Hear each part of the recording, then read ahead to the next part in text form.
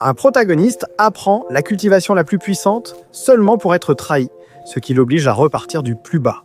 En tant que bandit esclave assez faible, il va monter en puissance grâce à ses connaissances du passé jusqu'au sommet. Don Guacchino nous raconte l'histoire du petit Fan qui a tout perdu lorsque le clan de sa famille a été attaqué lors d'un massacre, où il fut le seul survivant. Cependant, grâce à cela, il est passé d'un enfant faible à la reconstruction de son village afin de regagner le respect des autres pour ses parents et les fidèles qui le suivent. Pour cela, il doit quitter la cultivation en voyageant des montagnes obscures vers la ville à l'aide de ces créatures gigantesques qui grandissent avec leurs maîtres, connus sous le nom d'animaux spirituels. Pendant ce temps, ces jeunes qui font confiance à leurs maîtres l'accompagnent à travers leurs terres, laissant derrière eux les belles femmes et atteignant la civilisation, qui se combinent parfaitement avec des créatures de toutes sortes et qui, selon leur puissance, sont classées par rang de D à A. C'est pourquoi, le lendemain matin, en lançant le tournoi pour voir qui est l'homme le plus fort dans les gradins, les autres membres essaient de mépriser le nouveau cultivateur descendu des montagnes, un villageois qui n'a pas sa place parmi l'élite. Les rangs A. Pourtant, il y a des gens qui le voient d'un autre œil. Un enfant qui, en ne vendant que du poisson sans parents, a réussi à fonder une secte entière.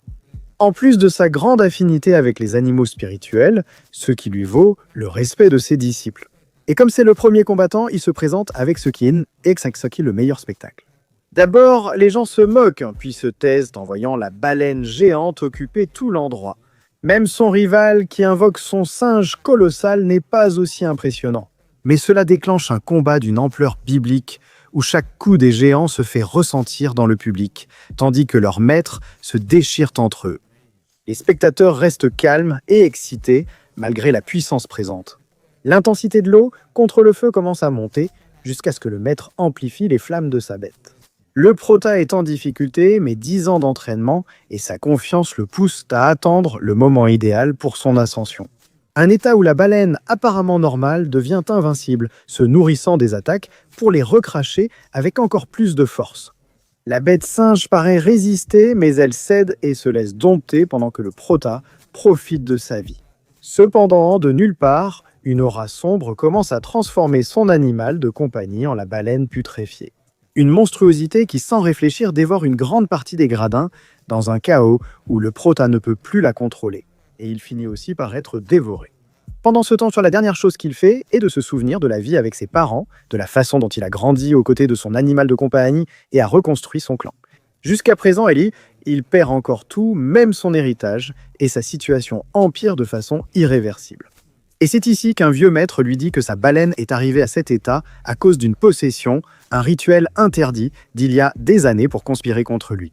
Cependant, il s'en chargera et lui donnera une chance, en prenant le corps d'une personne qui sera sur le point de mourir 1 an après cet incident. Il repart de zéro en se réveillant dans le corps d'un jeune esclave faible fuyant ses ravisseurs. Mais ce n'est que maintenant qu'il commence à assimiler un peu ce qui se passe, alors qu'il finit par être capturé et ramené à son cachot. L'effort pour devenir la secte de rang A n'a servi à rien. Mais il ne peut pas abandonner, alors pour l'instant il veut voir ce qu'il peut invoquer en recevant une leçon d'humilité. Il se retrouve avec un chien en peluche et un démon, mais c'est un cactus faible et la principale capacité du chiot est d'uriner là où personne ne l'a fait.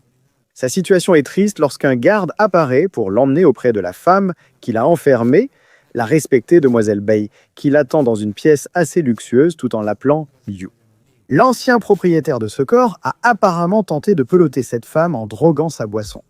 Donc ce qui est étrange, c'est qu'elle le garde encore en vie. En fait, elle s'est sentie tellement humiliée qu'elle ne pouvait pas simplement le tuer. Pour être satisfaite, elle le gardera enfermé à vie dans un état de soumission extrême où elle pourra l'abuser quand elle le voudra. Bien sûr. Question suivante, dit le protagoniste. Évidemment, le protagoniste accepte une telle bénédiction. Mais pas pour l'instant, donc pendant que la fille continue la conversation, il commence à se libérer. Mais jamais elle ne lui a permis de partir. Et c'est là qu'elle montre l'animal de compagnie épique, qui a un serpent enflammé comme sa maîtresse, qui attaque avec beaucoup de force. C'était assez pour punir son esclave. Mais son aura a changé, et même si ces animaux de compagnie ne suscitent que des rires, elle attaque encore. Et ici, Liu se concentre et ordonne au chien de suivre son plan, car cette peluche avance là où elle serait facilement dévorée. L'affinité du protagoniste avec ces créatures est impressionnante. Il fait esquiver l'animal, obligeant le serpent à mordre la poussière à répétition. Un animal de compagnie à peine plus grand qu'un chien Pendant ce temps, Liu fait en sorte que le cactus commence à prendre de l'élan, accumulant assez de force pour donner un grand coup à la vipère, tout en l'enroulant avec ses lianes. Bei est surpris qu'il contrôle deux animaux de compagnie en même temps, et même si le serpent était fort, il finit par être soumis à la compétence finale. Classe A du chien, uriner là où rien n'a encore été uriné. La fille, pleine de rage et de dégoût, élève sa mère, la fille et l'animal de compagnie à l'écaille de feu, où les petits cessent d'être rivaux et finissent gravement atteints. Le protagoniste, épuisé par l'inquiétude, s'effondre près du lac, se demandant s'il va mourir encore. Jusqu'à ce qu'il voit un petit poisson-chat. Pendant que la fille nettoie après la bataille, le protagoniste revient en se moquant d'elle, ayant pris l'unique poisson-chat de l'étang. Et probablement le seul du continent, car la fille lui dit que même s'ils peuvent se transformer en baleines invincibles. Après qu'un professeur ait été dévoré par un animal de compagnie l'an dernier, ils ont exterminé cette espèce. Le héros se met en colère, sachant que les créatures n'étaient pas coupables. Elle ne comprend pas pourquoi il s'énerve et attaque encore mortellement. Cependant, cette fois-ci, Liu renverse complètement la situation en bloquant la fureur du serpent avec son corps, permettant ainsi au petit poisson, profitant de la position, de dévorer le serpent. Un poisson-chat faible dont la seule qualité remarquable est cette capacité à absorber. Le protagoniste annonce à la jeune fille qu'il part, la laissant sans voix, mais il envoie tout de même ses hommes et de nombreux loups à sa poursuite. Bien que blessé, le protagoniste utilise habilement son animal pour sauter d'une falaise vers un lieu sûr. Les recherches du lendemain se terminent et la jeune fille se sent encore plus humiliée que jamais. Cependant, c'est ici que son frère fait son apparition avec une grande prestance. Après avoir entendu ce qui s'est passé, il ne ressent que de la colère parce qu'on a emporté son poisson-chat presque éteint. Elle lui demande si la créature a quelque chose de spécial, mais rien de tout cela. Un poisson ordinaire qu'elle aurait tué même avec sa faible attaque avant de manger son serpent. Le vrai souci, c'est que quelqu'un ait pu l'apprivoiser. Le seul qui pouvait faire ça est mort il y a 1 an, donc c'est curieux et il doit s'en occuper. Pendant ce temps, le protagoniste, sachant qu'ils ont maintenant la réputation de bête sinistre, a une nouvelle chance d'atteindre le sommet. Alors il se dirige rapidement vers un village voisin, cherchant une auberge ou acheter un animal de compagnie pour se déplacer. Cependant, lorsqu'il donne le nom de son clan, le tenancier ne le trouve pas sur la liste. Il commence à attirer l'attention car sa secte a été retirée des registres il y a quelques mois. Ne pouvant obtenir de familier de qualité, il doit apprivoiser une bête sauvage, ici un cochon, ce qui reste difficile, tout en réfléchissant comme le tenancier. Il lui expliquait que sa secte, après l'incident, avait perdu son prestige, passant du grade B qu'il avait établi à un rang D, déclinant au fil des mois jusqu'à ne plus être considéré comme une secte. Malgré tout, le protagoniste avance, tandis que nous suivons cette femme qui prépare à manger pour quelques subordonnés restant au pavillon. Ling Xiu, malgré la situation économique difficile, il prépare de très bons plats. Liu s'arrête dans un service pour animaux pour soigner le cactus, le chien et prendre le dernier médicament. Cependant, un bandit surgit et propose de payer 3 fois plus pour l'objet, mais le commerçant refuse. Et on a failli en venir à une bagarre. Si ce n'était pas parce que le type reconnaît Liu comme un ancien compagnon, cela lui permet de calmer les choses tout en découvrant que l'ancien propriétaire du corps était un bandit assez alcoolique, acquérant justement cette résistance à l'alcool qu'il n'a jamais eue. Le type s'endort profondément et Liu en profite pour libérer son esclave. Cependant, alors qu'il poursuit son voyage à la recherche de ce qu'il reste de ses amis, la petite semble le suivre. Pendant ce temps, nous allons à la secte, où nous voyons que les gens profitent déjà de la situation et qu'un gang apparaît pour tout s'approprier. D'après eux, ils ne méritent pas un tel endroit. Des incapables de rander, mais Duan, désormais responsable, leur tient tête. Avec ce chat d'ombre qui semblait petit, personne ne s'attendait à ce qu'il neutralise 3 familiers. Juste avec la vitesse, mais quand il devient arrogant, il se déconcentre. Et si ce n'était pas grâce à la propre capacité du chat, la fille aurait été blessée. Le problème, c'est que le félin finit par être mordu, ce qui est assez grave. Le protagoniste revient dans son ancien foyer et constate sa négligence après seulement 1 an. Et lorsqu'il se rend compte qu'il n'y a pas de gardien, il s'agite et avance, pour finalement tomber sur l'animal de compagnie de Duan, en train de se faire écraser. Son maître est complètement dévasté en la voyant agoniser, suppliant qu'elle ne l'abandonne pas. La bande, après avoir éliminé tous les animaux, reçoit sa récompense. Cependant, soudainement, un étrange liquide jaunâtre frappe leur créature, tandis qu'un inconnu apparaît pour défier la racaille. Cela évoque-t-il quelque chose à Goulin ? Cependant, lorsqu'il envoie Copan sa peluche l'attaquer le chauve, ce dernier se moque sans s'attendre à ce qu'il combatte son lézard comme s'ils étaient de la même taille. Il réussit même à le tuer. La bande, inexpérimentée, ignore combien les animaux de compagnie deviennent faibles après avoir été urinés dessus. Aveuglés par l'envie de garder l'endroit, ils invoquent plus de bêtes, poussant le protag à les emmener ailleurs. Les animaux de compagnie passent d'abord, puis leur maître arrive. Le silure a déjà consommé la plupart des animaux de compagnie de qualité nécessaires au protag, laissant ses rivaux démunis et incapables d'expliquer son silure. Ils ont été exterminés, ne laissant que l'option de fuir. Goulin apparaît pour remercier son héros, s'émouvant en la voyant, bien qu'il se présente comme Liu, car avant de révéler son identité, il doit savoir qui l'a trahi. Malgré tout, la jeune fille lui fait confiance, contrairement aux autres. La frustration est générale, mais Douane, le frère de Goulin, est surtout en colère après cette perte. Liu lui-même sait à quel point il tenait à l'animal depuis le jour où il avait pour mission de le retrouver.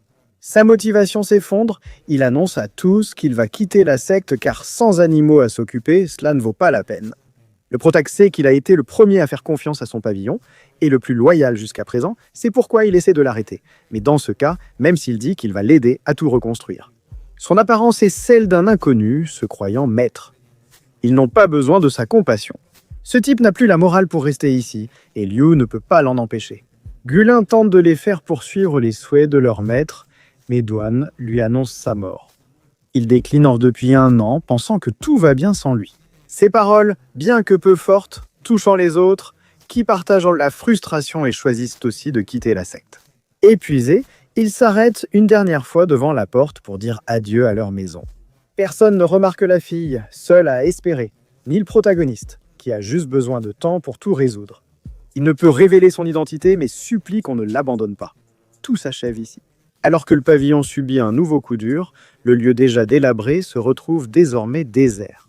Cependant, comme toujours, après la pluie, quelque chose de meilleur s'annonce. Le protagoniste touche le fond et c'est pourquoi il demande à Goulin de reconstruire ensemble l'héritage de la secte.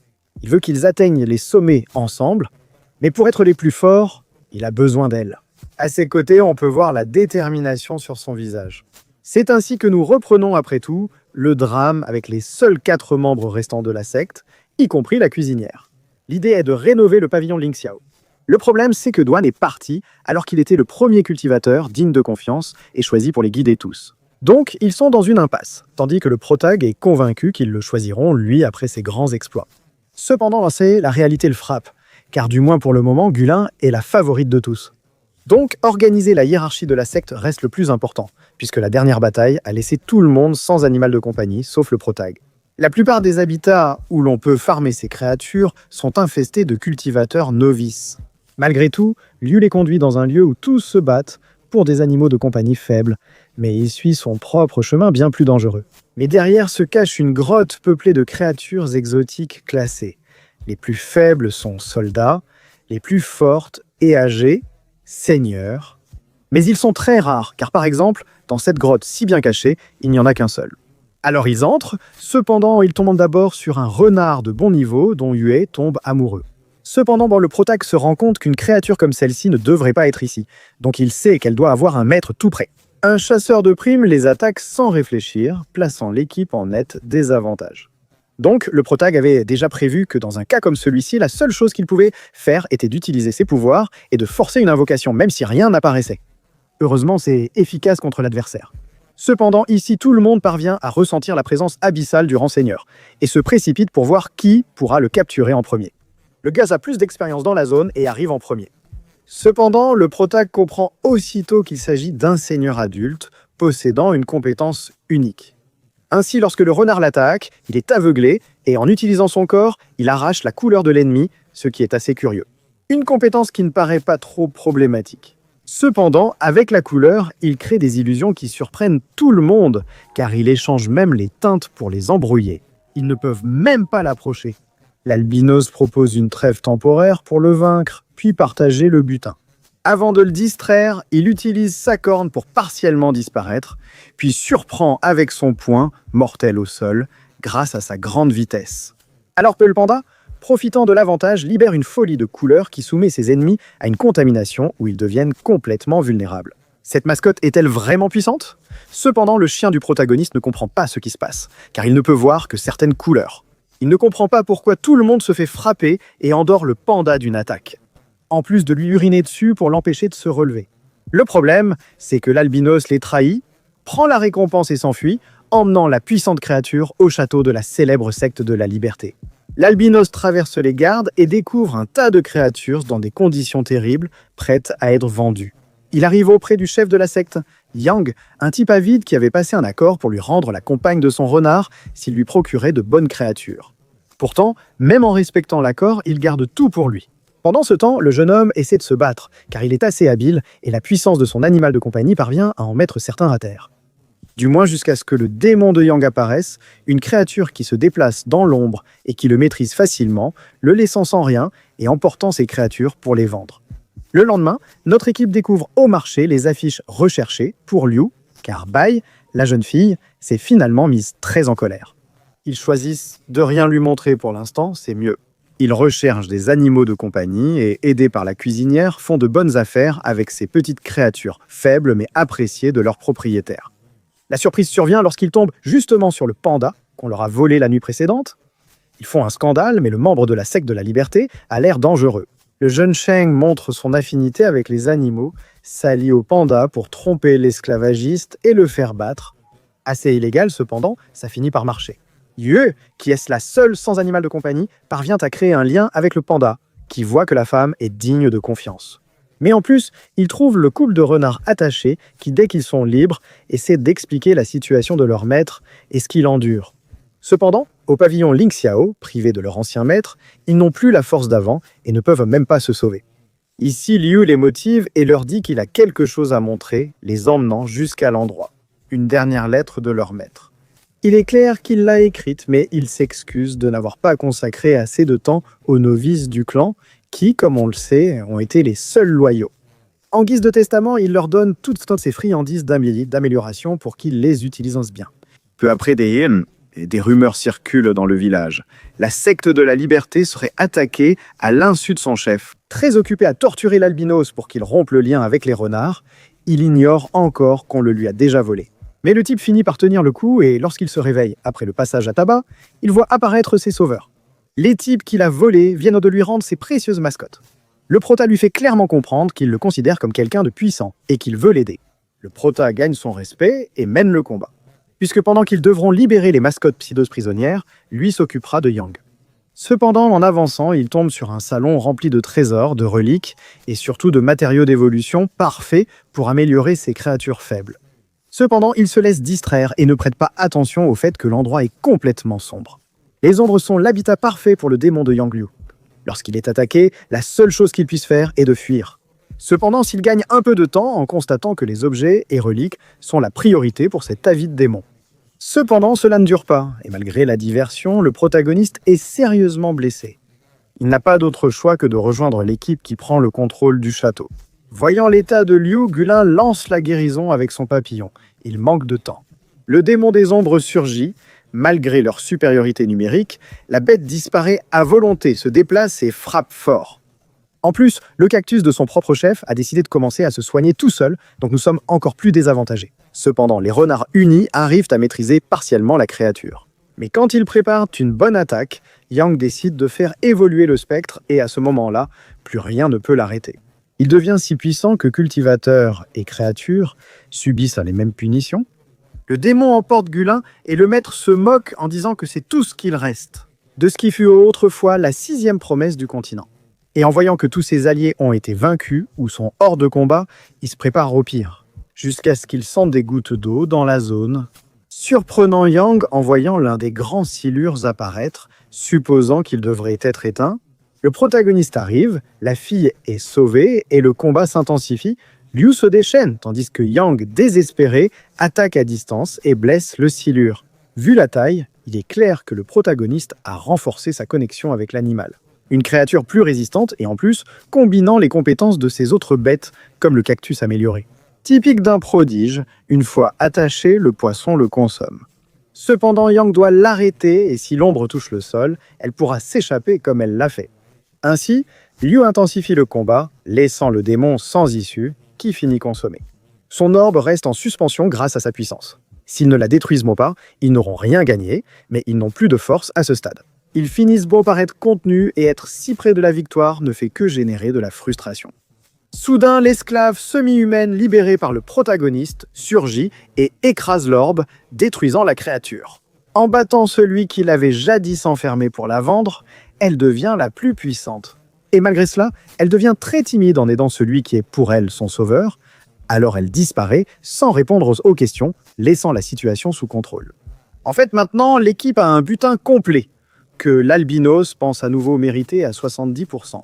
Alors le protagoniste, utilisant l'attaque secrète, lui efface peu à peu la mémoire pour qu'il ne comprenne pas pourquoi il est ici, ni ce qui s'est passé. Et il finit par emporter une petite boîte de provisions. Pendant ce temps, l'équipe a maintenant à sa disposition des mascottes de tous les rangs. Pendant ce temps, Liu ne s'intéresse qu'à apprivoiser une petite boule de feu. Cependant, il est rare que cela lui pose problème, mais finalement il y parvient. Il ne s'attendait pas à ressentir une puissante aura de la bête qui le fait aussitôt s'évanouir. Cependant, à part cela, le lendemain, sous les soins de la secte, il est comme neuf et n'y accorde pas plus d'importance. Mais il y a tout de même quelque chose d'étrange.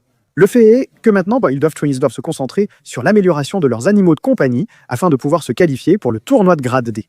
Et pour cela, le prota observe la croissance de son poisson-chat, Nian, qui, comme secret, possède un espace interne auquel Liu peut accéder.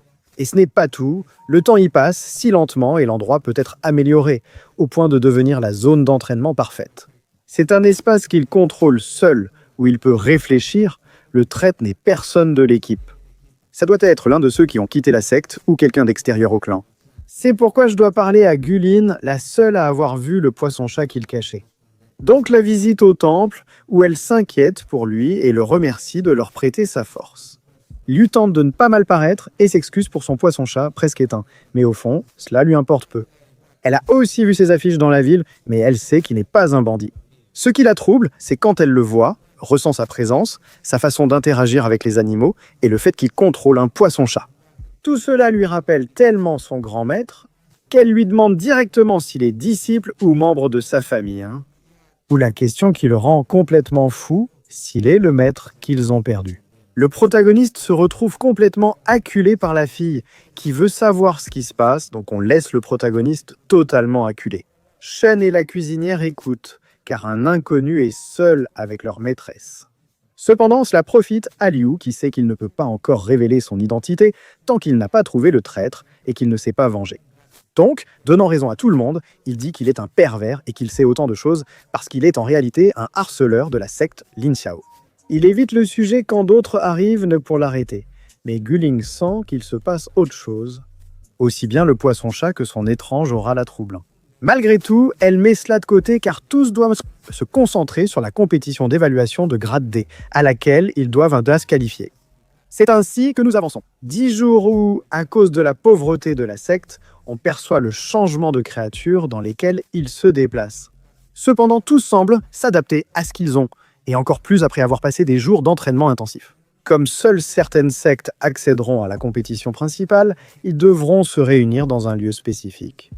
Cependant, presque toujours, le pavillon Lin Xiao était l'un des seuls présents, donc il ne devrait pas avoir de problème. Mais la surprise survient lorsqu'ils arrivent et voient une foule de participants d'autres sectes se moquer des restes du grand pavillon Lin Xiao. Ils avancent en étant humiliés et sans pouvoir rien faire, jusqu'à ce qu'ils voient le réceptionniste qui leur explique pourquoi il y a tant de participants.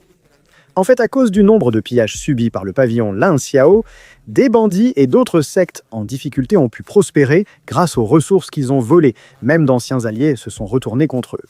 Ainsi, le protagoniste ne ressent plus de culpabilité. Et comme seulement 4 sectes sur les 8 présentes peuvent se qualifier, il devra affronter celles qui lui ont fait du tort par le passé. Le gars a beaucoup confiance, et bien que ces créatures paraissent inoffensives, elles ont déjà été améliorées. Et en affrontant ses rivaux, ils sont facilement dominés. La plupart du temps avec facilité, allant même jusqu'à empoisonner le traître. Il se calme et au lieu de continuer à les frapper, force tout le monde à travailler pour lui, récupérant ce qu'on leur avait pris. Une fois soumis, ils doivent accepter. Le protagoniste se lève et même s'il est un inconnu pour la plupart, même le réceptionniste est impressionné. Avec les 4 sectes restantes emmenées sur l'île pour être classées, on découvre que l'albinos d'avant a son propre groupe. Le type reste toujours aussi arrogant qu'avant. Il est aussi impressionné par la rapidité avec laquelle Liu a entraîné la cultivation de son groupe. Il propose donc une alliance. Pendant ce temps, le chauve, un autre chef, refuse aussi de rester à l'écart. L'albinos reste grossier en traitant l'autre de faible, mais sa chef, une vieille femme, apaise le jeune homme et paraît forte. Le prota entrevoit de belles perspectives pour les compétitions cette année. Pendant ce temps, leurs moyens de transport apparaissent, d'incroyables créatures géantes qui les emmènent jusqu'à l'île, où ils sont accueillis par les instructeurs. Ici, nous rencontrons Lu Wen, une examinatrice passionnée par l'héritage du pavillon Lin Xiao. Comment, à l'époque, ils ont vaincu les adversaires les plus puissants. Cela la rend émue qu'ils aient réussi à arriver à ce stade et elle leur souhaite le plus grand succès. Il les guide tout en expliquant la fonction des bracelets. Ce sont des dispositifs que chaque participant porte et qui sont directement connectés à une créature dodue pour mesurer leurs statistiques. Cependant, Bélis est aussi un objet dont ils doivent de prendre soin, car s'ils le perdent ou s'en séparent pendant plus de 3 minutes, ils seront disqualifiés. Ici, la compétition est sur le point de commencer, donc chaque examinateur reste avec un groupe et le guide jusqu'à un point reculé de l'île. En même temps, la famille Bai apparaît dans le ciel, où les deux frères rejoignent le centre de commandement, Bai Tanshu. Il a le respect de tous car il est l'aîné. La jeune fille Amorasto est surprise et sarcastique en apprenant la participation du pavillon Lin Xiao à la compétition. Leur avancée a alimenté des rumeurs sur l'implication de la famille Bai dans l'affaire Lin Xiao. Mais son frère lui dit clairement que, bien qu'ils aient toujours été des sectes rivales avec un pouvoir de grade B, ils respectaient beaucoup leur chef, affronté plusieurs fois par d'autres jeunes.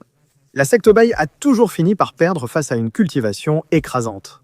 Mais pour l'instant, c'est Bai qui est chargé de lancer la compétition.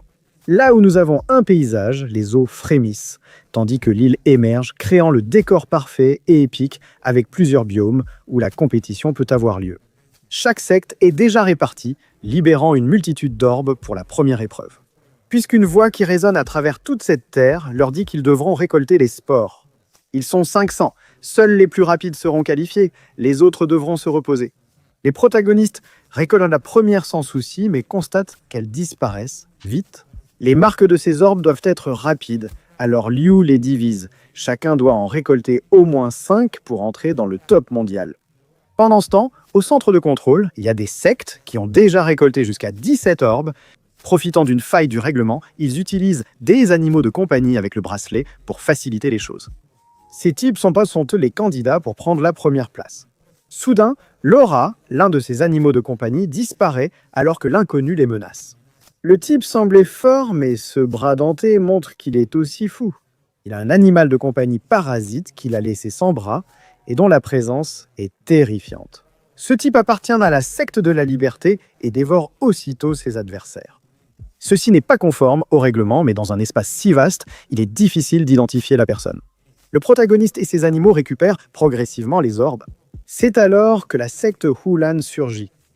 Liu reconnaît le chef, celui qui emmenait l'esclave libéré et connaissait sa vie passée. Il ne s'attendait pas à ce que ces animaux le reconnaissent aussi clairement. Surtout cette femme, qui d'après la réaction du chien doit être l'ancienne femme du protagoniste. La situation devient un peu incontrôlable. Ils savent que Liu qu'ils connaissent, qu'il faut que l'Estécola est proche.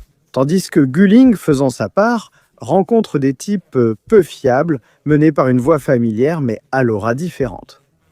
Le frère Duan apparaît, empli de haine, son aura ayant changé. Son uniforme montre clairement qu'il fait maintenant partie de la secte Raksasa.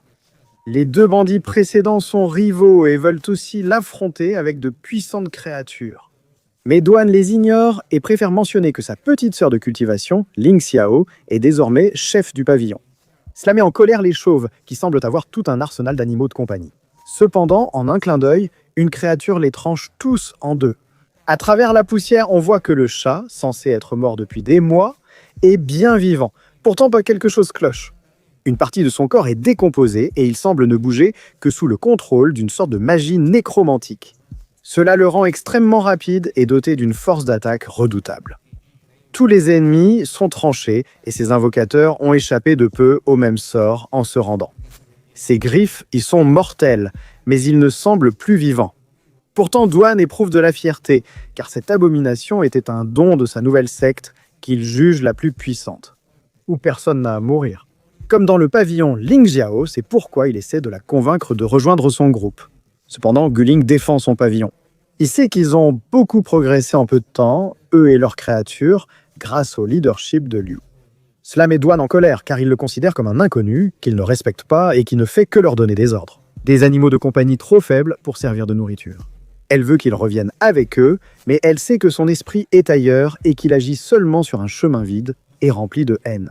Le type fait bien comprendre qu'il ne reviendra pas et il espère ne pas croiser l'intrus car il n'aura aucune pitié. La bonté qui lui restait a complètement disparu. En attendant, le petit Shen termine les 4 orbes qu'il a collectés et constate ses progrès. Cependant, il ne comprend pas encore que même si Spinas a beaucoup évolué en niveau, il a toujours cette apparence qui lui fait perdre autant d'aura. Malgré tout, ils doivent en continuer la tâche de collecte. Cependant, ce garçon blond apparaît en appelant l'orbe, mais Shen, en voyant qu'il n'a pas plus de 15 ans, le sous-estime. Il sait qu'à cet âge, on ne peut invoquer qu'un lapin ou une créature de rang esclave. Cependant, ce blond appelé Long de la Nada surprend toute l'île lorsque son énergie s'élève vers le ciel en l'ouvrant.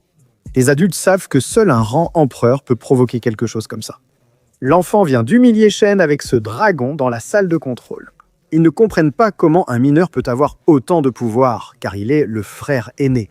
B explique que certains humains, avec des caractéristiques spéciales et assez spécifiques, dès leur plus jeune âge, parviennent à s'adapter à une créature supérieure avec laquelle ils grandissent ensemble.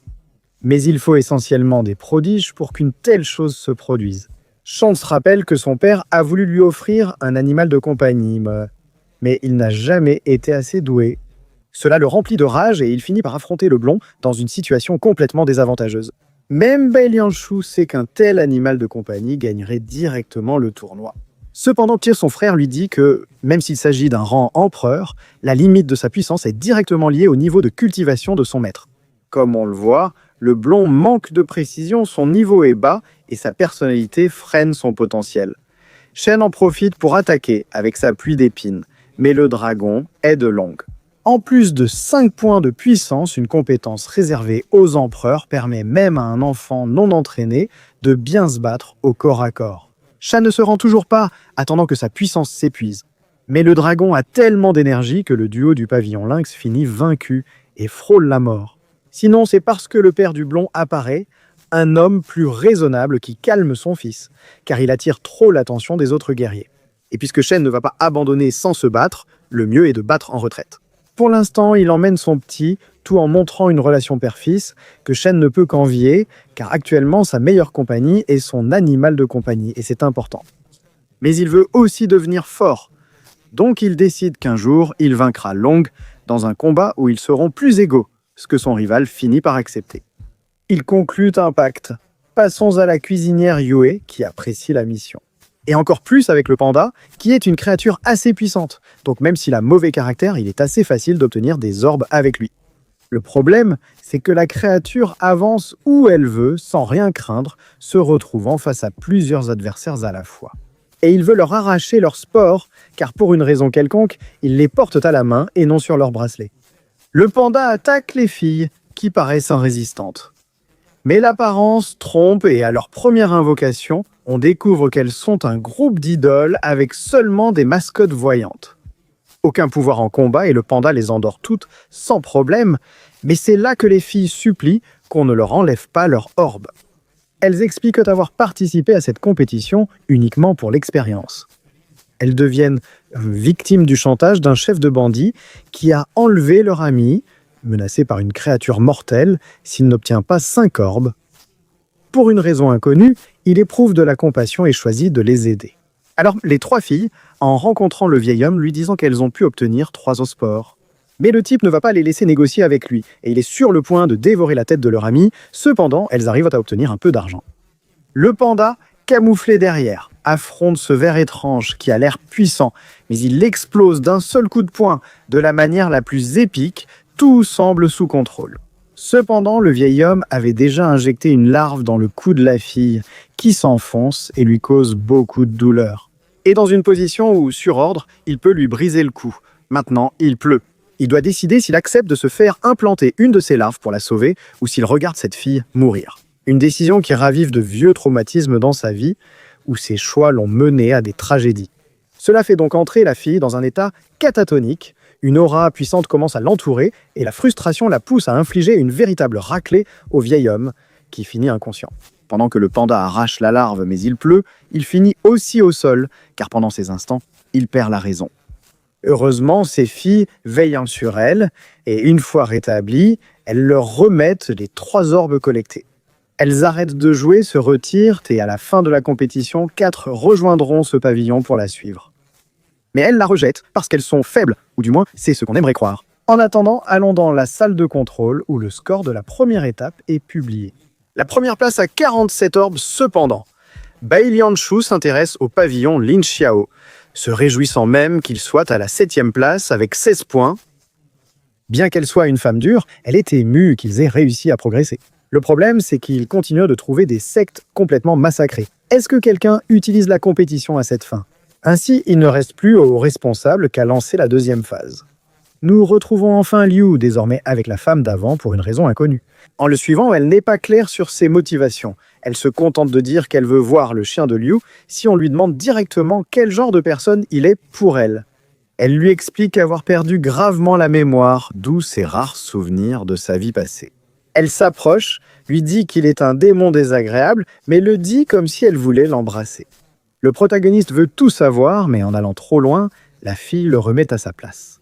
Quelque chose se passe entre ces deux-là, cependant, ils sont interrompus par le renard et l'albinos Shan, qui se trouvent dans les parages. Le gars fait déjà assez confiance au protagoniste. Cependant, une présence étrange s'approche, un type en fauteuil roulant avec une aura assez macabre, ce qui fait que l'albinos, rien qu'en le voyant, ne veut avoir aucun problème. Ils disent donc qu'ils n'ont pas d'orbe disponible à lui donner ni à transférer. Chacun doit suivre sa voie sans s'épuiser à lutter. Le vieil homme, par chance et de justesse, accepte jusqu'à ce qu'une voix au loin les informe que la 2e étape commence. Et maintenant, soumettre le bracelet des rivaux pendant 30 secondes leur enlève les orbes qu'ils ont obtenus. Mushan ressent la terreur. Il s'agit d'un humain dont une grande partie du corps a été parasité par une maman. Et il est mortel. Lui est prêt à se battre, mais l'albinos les emmène rapidement, effrayés que s'ils se battent, ils perdront, tout est trop fort pour eux. Pourquoi l'albinos a-t-il abandonné la vieille femme et ses coéquipiers? En fait, c'était 3 vagabonds qu'il avait engagés pour accéder au tournoi, ce qui reste injustifiable. 2 d'entre eux finissent par abandonner, mais la vieille femme ne le fait pas à temps et elle perd la tête. Ce type ne plaisante pas. Lui s'inquiète car cette règle risque de pousser tout le monde à s'entretuer pour des points. Mais son frère sait que cela fera renoncer les plus faibles et qu'avec le temps, seuls les plus forts resteront. Les organisateurs recherchent le pavillon le plus fort, pas le plus commode. De nombreuses équipes se retirent rapidement, ne laissant que 15 en lice. Bien qu'Albino soit le dernier de son équipe improvisée, il croit survivre à la finale, ignorant que le vieux Nian retiendra son visage jusqu'à pouvoir s'occuper de lui. C'est quelque chose qu'il semble ignorer. Nous verrons donc bientôt ce combat où l'un d'eux devra mourir. En fait, ici, nous avons publiquement les 15 meilleures équipes où se trouve le pavillon Lin Xiao, qui avance à la 7e place. C'est pourquoi ils se réunissent, car il est facile de perdre des points avec le combat activé. Liu arrive alors avec ses 2 nouveaux compagnons. L'albinos n'est pas fiable à cause de son passé. Jian, nouvelle beauté du coin et annoncée comme la petite amie du protagoniste, est d'autant plus respectée.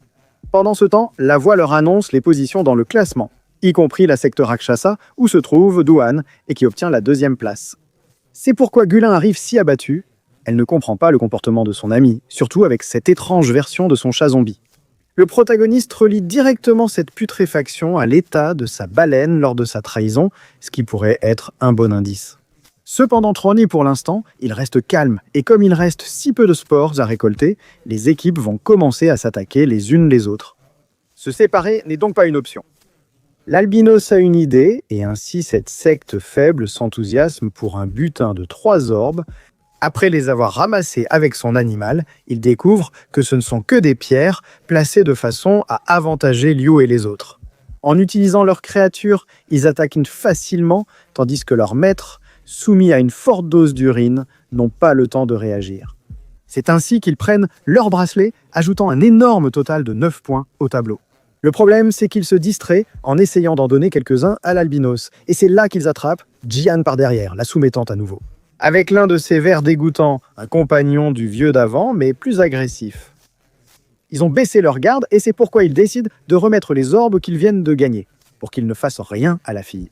Elle est touchée par l'inquiétude du héros. Cependant, d'après les bandits, pour être sûr, acceptent l'accord, mais ils ne la libéreront qu'à une certaine distance.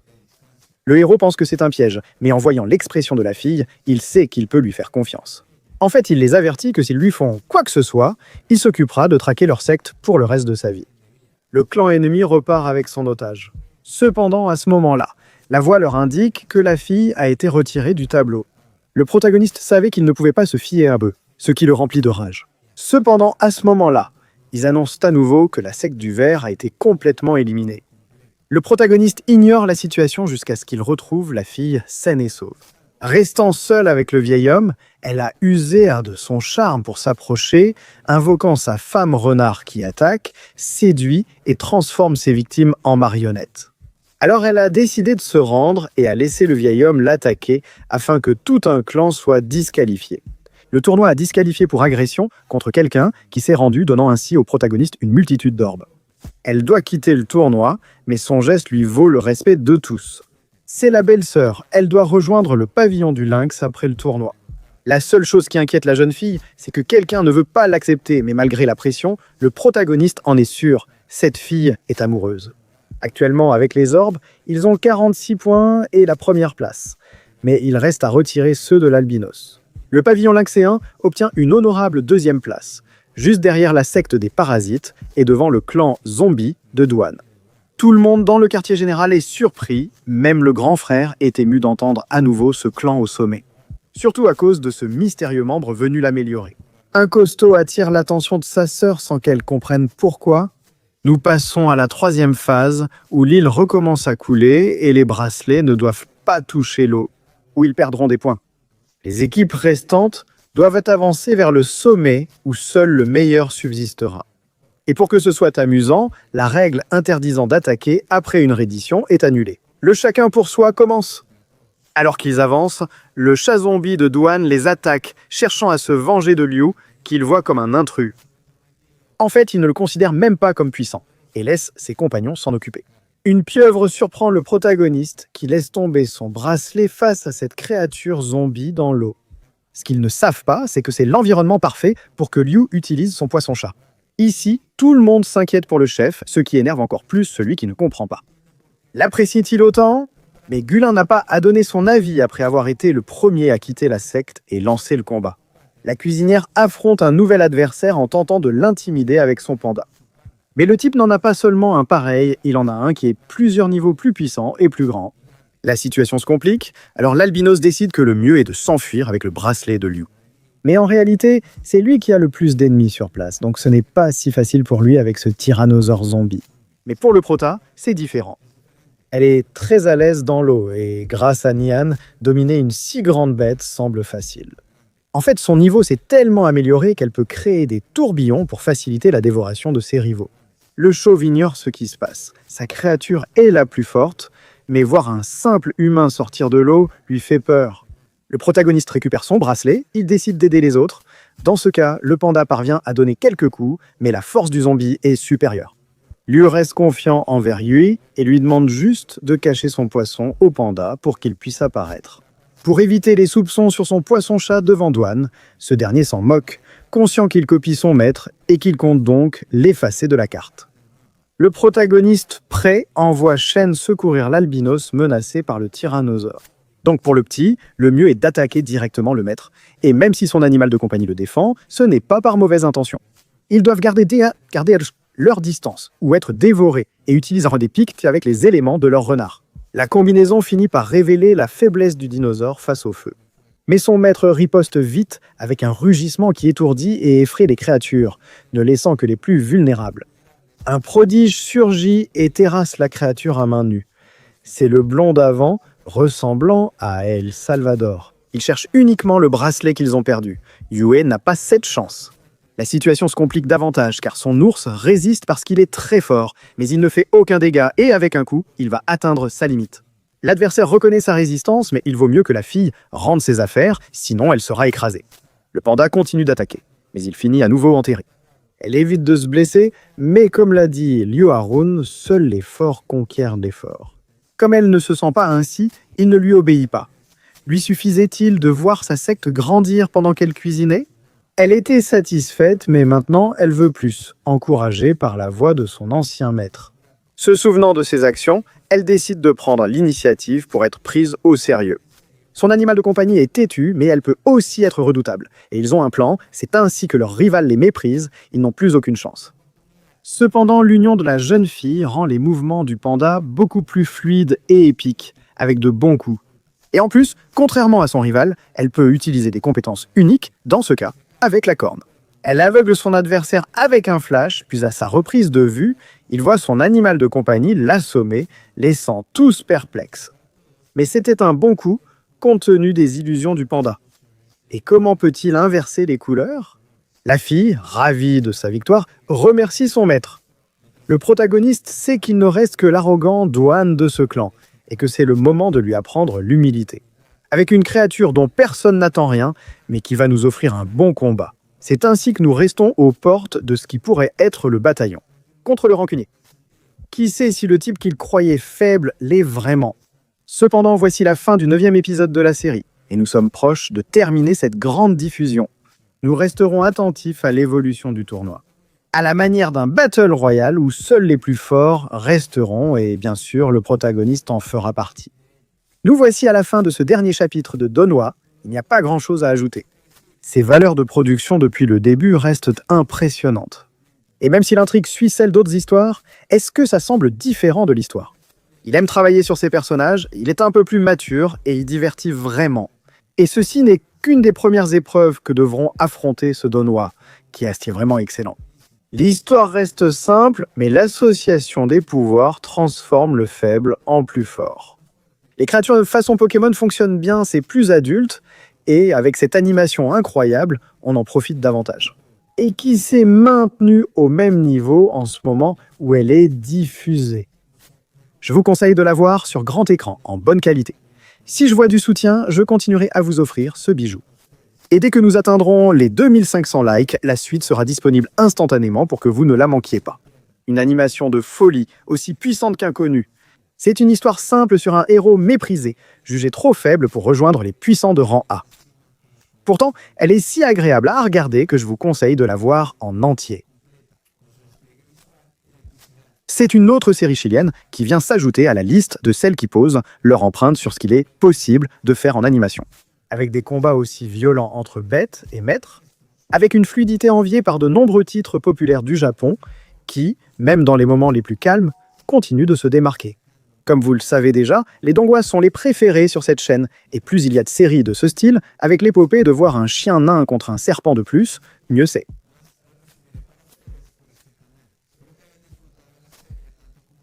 Comme disait mon père, je vous quitte.